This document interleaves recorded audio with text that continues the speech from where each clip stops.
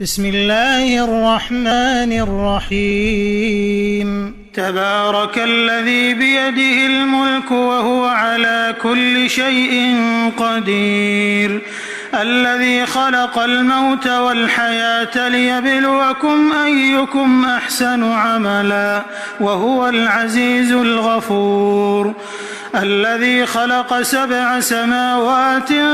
طباقا ما ترى في خلق الرحمن من تفاوت فارجع البصر هل ترى من فطور ثم ارجع البصر كرتين ينقلب إليك البصر خاسئا وهو حسير ولقد زينا السماء الدنيا بمصابيح وجعلناها رجوما للشياطين وأعتدنا لهم عذاب السعير وللذين كفروا بربهم عذاب جهنم وبئس المصير إذا ألقوا فيها سمعوا لها شهيقا وهي تفور تكاد تميز من الغيظ كلما ألقي فيها فوج سألهم خزنتها ألم يأتكم نذير قالوا بلى قد جاءنا نذير فكذبنا وقلنا ما نزل الله من شيء إن أنتم إلا في ضلال كبير وقالوا لو كنا نسمع أو نعقل ما كنا في أصحاب السعير فاعترفوا بذنبهم فسحقا لأصحاب السعير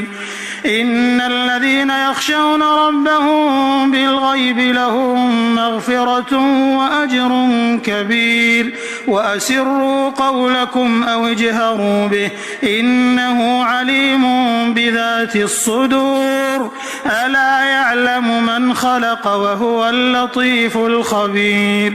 هو الذي جعل لكم الأرض ذلولا فامشوا في مناكبها وكلوا من رزقه وإليه النشور أأمنتم من في السماء أن يخسف بكم الأرض فإذا هي تمور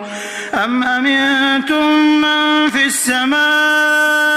أن يرسل عليكم حاصبا فستعلمون كيف نذير ولقد كذب الذين من قبلهم فكيف كان نكير أولم يروا إلى الطير فوقهم صافات ويقبضن ما يمسكهن إلا الرحمن إنه بكل شيء بصير أمن هذا الذي هو جند لكم ينصركم من دون الرحمن إن الكافرون إلا في غرور أمن هذا الذي يرزقكم إن أمسك رزقه بل لجوا في عتو ونفور أفمن يمشي مكبا على وجهه أهدى أمن يمشي سويا على صراط مستقيم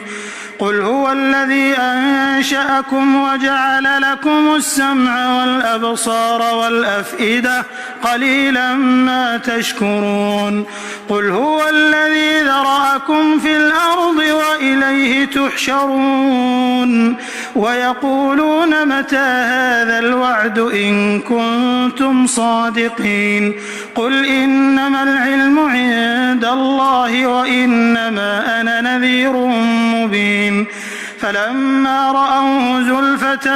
سيئت وجوه الذين كفروا وقيل هذا الذي كنتم به تدعون قل أرأيتم إن أهلكني الله ومن معي أو رحمنا فمن يجير الكافرين من عذاب أليم قل هو الرحمن آمنا به وعليه توكلنا فستعلمون من هو في ضلال مبين قل أرأيتم إن أصبح ماؤكم غورا فمن يأتيكم بماء